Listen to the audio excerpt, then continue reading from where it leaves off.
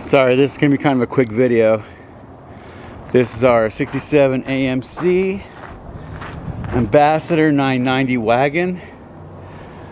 Very much an Arizona car. Factory V8. Factory V8. Factory AC. Power brakes. Power steering.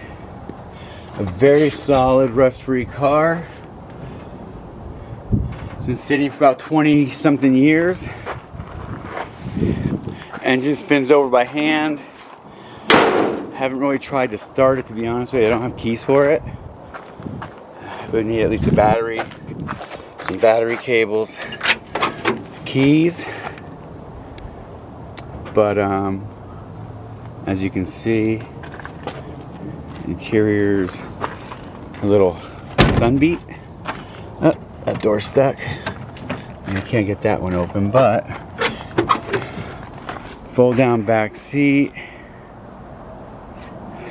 This does go up. Let's see if I can get it up from here. Ah, there. Push that back. I'll put it up on the other side maybe. But it's a really cool project. It's got the factory roof rack. It is the cross-country model. Very solid rockers. I've got pictures in the auction of underneath it. It's very solid underneath. You can try to go underneath it with this. Tailgate's really nice. See, it's got a lever here. How's this puppy open? I forgot. Oh, this does open. I've opened it. But here's the lever. And if I'm not mistaken, I just put a pair of pliers on this, turned it, and it opened. The tailgate went down. But that being said, I got pictures of those up. I got pictures of the bottom of the tailgate. It's really solid. Nice clean bumper. This